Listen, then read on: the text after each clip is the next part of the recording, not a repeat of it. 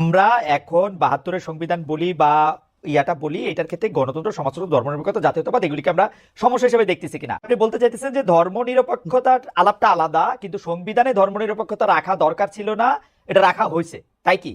যে ধরেন এখন একটা বড় কথা আছে হচ্ছে যে মুজিববাদকে বাদ দেওয়ার, মানে যেই কথাগুলিকে মুজিববাদ হিসেবে বলা হইতেছে আর কি, সেগুলিকে বাদ দেওয়ার। যেমন ৩১শে জুলাই আমরা এটার মধ্যে দেখলাম যে মুজিববাদের আপনারা কবর করতে চান।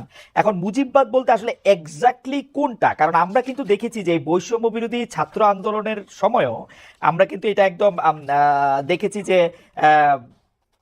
শেখ মুজিবের ভাষণ, বঙ্গবন্ধুর ভাষণ, ৭ মার্চের ভাষণকে ইন্সপিরেশন হিসেবে ব্যবহার করার, যেটা আসলে আপনাদের সমন্বয়কদের মধ্যে থেকে কেউ কেউ এটা ব্যবহার করেছেন। আমরা দেখেছি ওই সময়কার স্লোগান ব্যবহার করার, তার কথা বলে মানুষকে ইন্সপায়ার্ড করার। তো এইটার এখন যে আবার আপনারা মুজিববাদের কবর চাচ্ছেন, সেইটার কারণ কি যে আপনারা পপুলিস্ট জায়গাটা থেকে, মানে জনতুষ্টিমূলক এই জায়গাটা থেকে এটা ধরতে চাচ্ছেন, নাকি ব্যাপারটা এরকম যে ওই সময় আপনারা এটা করেছেন যাতে আপনারা একটা কৌশল নিতে পারেন, যেই কৌশলে আবার বেশি লোক আপনাদের প্রতি আকৃষ্ট হতে পারে? কোনটা, মানে ওই সময়টা কৌশল ছিল নাকি এখনকারটা কৌশল? দুইটা তো দুই আচ্ছা অবস্থা, তাই না? আচ্ছা আমি আপনি আমার জন্য সহজ করে দিয়েছেন।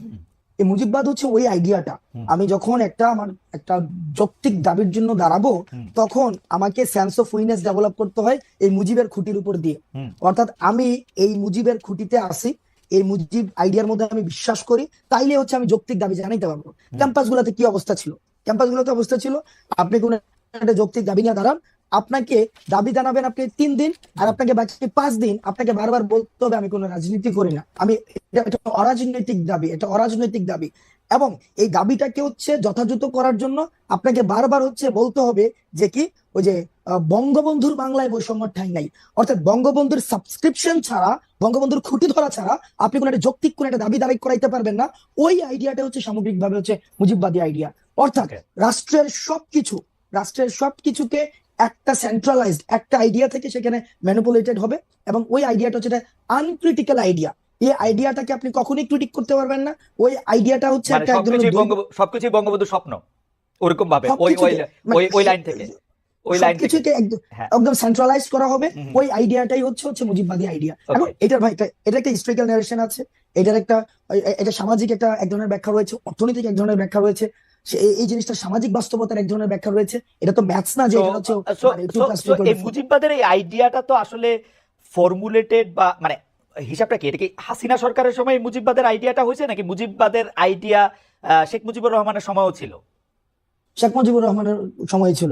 আপনার যখন মুক্তিযুদ্ধটা হয়েছিল ডিগনিটি, ইকুয়ালিটি এবং জাস্টিসের ভিত্তিতে, এবং সেখানে এসে ৭১ পরবর্তী সময়ে আইসা আপনি দেখেন এই প্রথম ৭১ পরবর্তীতে আপনার হচ্ছে কনস্টিটিউশনে এমন কিছু হচ্ছে আপনার আবার পিলার নিয়ে আসলো, যথা হচ্ছে যেখানে সোশ্যালিজম, ন্যাশনালিজম, তারপরে হচ্ছে এখানে নিয়ে আসলো হচ্ছে বাঙালি ন্যাশনালিজম আসলো।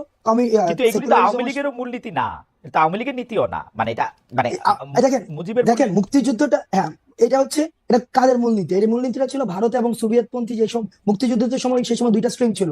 আপনি যদি তৎকালীন সময়, আমি চেষ্টা করছি এখন পড়ার বা আগেও পড়ার চেষ্টা করেছি, তৎকালীন সময় বদরুদ্দিন উমর এবং হচ্ছে ভাসানী আপনার লেখাগুলো যখন পড়ি, তখন দেখতে পাচ্ছি যে এখানে কিন্তু একটা ব্যাপক একটা বিভাজন ছিল। অর্থাৎ যারা হচ্ছে পাকিস্তানের জন্য যে এই গণপরিষদটা করা হয়েছিল পাকিস্তানের জন্য, ওইটা দিয়ে হচ্ছে একটা বাংলাদেশের কনস্টিটিউশন হলো, সেটাতে পুরো রিফ্লেক্ট পাইলো হচ্ছে একটা ব্যক্তির একটা ধারণা, যেটার পরবর্তী হচ্ছে আপনি মনে করতেছেন যে গণতন্ত্র, সমাজতন্ত্র, ধর্মনিরপেক্ষতা, জাতীয়তাবাদ এইটা হচ্ছে সংবিধানের মূল সমস্যার জায়গা। আপনি না না না না না না ভাই না না, আপনি একদম যে এভাবে কনক্লুশনে চলে গেলে হবে না। অর্থাৎ এই যে মুক্তিযুদ্ধটা হইলো ডিগনিটি, ইকুয়ালিটি এন্ড জাস্টিসের ভিত্তিতে, পরবর্তীতে আপনার মুক্তিযুদ্ধের যে সকল অংশীজনের কি মতামত নিয়ে এটা হয়েছিল, নাকি পাকিস্তানপন্থী যারা রয়েছে, এটা একটা মানে এটাকে অন্যভাবে ব্যাখ্যা করার একটা সুযোগ থাকবে, কারণ এই যুগে হচ্ছে কনটেক্সট ছাড়া কথা ইজিলি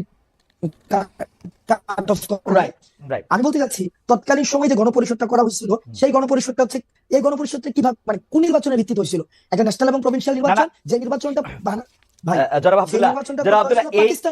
এই তর্ক তো আমরা করতেই পারি, এই তর্ক আমরা সারা জীবন ধরে করতে পারবো যে এটা আসলে গণপরিষদ হয়েছিল কিনা, ৭০ সালে যারা নির্বাচিত হয়ে আসছিল তারাই গণপরিষদে বসবে কিনা, এগুলো তর্ক আমরা করতে পারি। কিন্তু আমি জানতে চাইতেছি যে আমরা এখন ৭২-এর সংবিধান বলি বা ইয়াটা বলি, এটার ক্ষেত্রে গণতন্ত্র, সমাজতন্ত্র, ধর্মনিরপেক্ষতা, জাতীয়তাবাদ এগুলিকে আমরা সমস্যা হিসেবে দেখতেছি কিনা। ভিসা বেস যেখানে আমাদের কাছে ডিগনিটি, ইকুয়ালিটি এবং সোশ্যাল জাস্টিস ছিল, এবং ডিগনিটি, ইকুয়ালিটি, সোশ্যাল জাস্টিসের এন্টিথিসিস আমরা গণতন্ত্র, সমাজতন্ত্র, ধর্মনিরপেক্ষতা, জাতীয়তাবাদকে মনে করতেছি কিনা, যে একটা আরেকটার সাথে সাংঘর্ষিক। না, এন্টিথিসিস না, এখানে কন্ট্রাডিকশন আছে। কন্ট্রাডিকশন আছে, হ্যাঁ, কন্ট্রাডিকশনটা একটু বলেন, কন্ট্রাডিকশনটা একটু বুঝি। কন্ট্রাডিকশন এখানে দেখেন, একদম পুরাটাকে হচ্ছে বাঙালি জাতীয়তাবাদ বানাই ফেলছে। এখন সবগুলাকে একসাথে হচ্ছে একটা প্যাকেটে নিয়ে আসছে। এখন পুরা এই জায়গায় আপনি দেখবেন যে ওইখানে গণপরিষদ থেকে তখন কিন্তু Fantastic. যতীন্দ্র নারায়ণ লামা কিন্তু তখন উনি অনির্দিষ্টকালের জন্য হচ্ছে গণপরিষদ না, ফ্যান্টাস্টিক। তাহলে এই একটা স্পেসিফিক সমস্যা পাওয়া গেল যে জাতীয়তাবাদটা এরকম বাঙালি এরকম হইতে পারবে না, তাই তো? দেখেন, না সমস্যা না, এখানে আপনার প্রত্যেকটা স্টেক হোল্ডারের অ্যাকনলেজমেন্ট প্রয়োজন। আপনার যে জায়গায় সমাজতন্ত্র আছে সেই জায়গায় আবার আপনার এখানে ধর্মনিরপেক্ষতার যে আলাপটা, আপনার এখানে একটা ধর্মনিরপেক্ষতার আলাপ তো যুদ্ধের সময় ছিল না।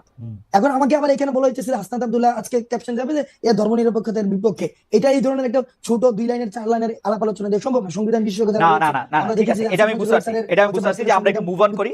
তার মানে আপনি বলতে চাইতেছেন যে ধর্মনিরপেক্ষতার আলাপটা আলাদা, কিন্তু সংবিধানে ধর্মনিরপেক্ষতা রাখা দরকার ছিল না, এটা রাখা হয়েছে, তাই কি? রাখা হয়েছে, এবং এটাকে এখন বাদ দেওয়া এটা কিভাবে আসছে, এটাকে কি এখন বাদ দেওয়া দরকার মনে করতেছেন আপনি? আবার ভাই ভাই না না, নাকি এটা নিয়ে আপনি আলাপই চান না? আমি বুঝি না, কিন্তু এটা নিয়ে নাকি আপনি আলাপই চান না? না না, আমি আলাপ চাই, আলাপ আলাপ চান? চাই, তবে হ্যাঁ অবশ্যই আলাপ চাই, সেটা আলাপ হওয়া উচিত। কিন্তু এটাকে যদি আপনি এভাবে বলতে চান, হাসনাত আব্দুল্লাহ এটা চাইছে যে সংবিধান হচ্ছে আরে ধর্মনিরপেক্ষতা ভাই, রাখা উচিত হাসনাত না। আব্দুল্লাহ চাইছে সেটা বলবো কিন্তু কেন? আমি আলাপটা বোঝার জন্য, আমি আলাপটা বোঝার জন্য। আলাপটা হচ্ছে যে মুক্তিযুদ্ধটা যেভাবে হয়েছিল, মুক্তিযুদ্ধটা যেই অবজেক্টিভ সামনে রেখে হয়েছিল, পরবর্তীতে 72-এর যে সংবিধানটা হয়েছিল, এই মুক্তিযুদ্ধের গণ আকাঙ্ক্ষার প্রতিফলনটা এই সংবিধানটাই হয় নাই। Okay. আওয়ামী লীগের আকাঙ্ক্ষার প্রতিফলন, আওয়ামী লীগের আকাঙ্ক্ষা জাতীয়তাবাদ, আমি একটু কয়ে রাখি, আমার জীবনেও মনে হয় না আওয়ামী লীগের আকাঙ্ক্ষা জাতীয়তাবাদ, আমার জীবনেও মনে হয় না আওয়ামী লীগের আকাঙ্ক্ষা ধর্মনিরপেক্ষতা। কারণ আওয়ামী লীগ ধর্মরে পুঁজি কইরা সবচেয়ে বেশি বাংলাদেশ অন্যায় করছে। আপনি খোঁজ নিয়ে দেখেন, গত 15 বছরে সে যাদেরকে দুর্বল পাইছে, সে ধর্মীয় সংখ্যালঘু হোক, পাহাড়ি সংখ্যালঘু হোক, এই মানে অন্যভাবে সংখ্যালঘু হোক, যেমনে পারছে আওয়ামী লীগের অত্যাচারগুলি করছে।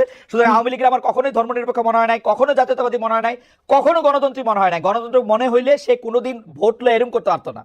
আমরা এটার মধ্যে এটা দেখছি। কখনো তাদেরকে সমাজতন্ত্রী মনে হয় না। সমাজতন্ত্রী হইলে বাংলাদেশে এতগুলি ঋণ খেলাপি হইতো না, এতগুলি অলিগার্ক সৃষ্টি হইতো না।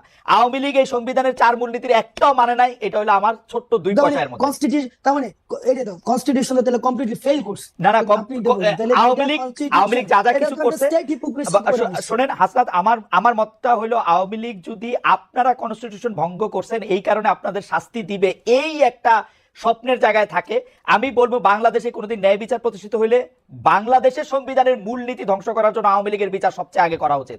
এই এক্সিস্টিং মূলনীতি ধ্বংস করার জন্য গণতন্ত্র, সমাজতন্ত্র, ধর্মনিরপেক্ষতা, জাতীয়তাবাদ একটাও সে মানে নাই।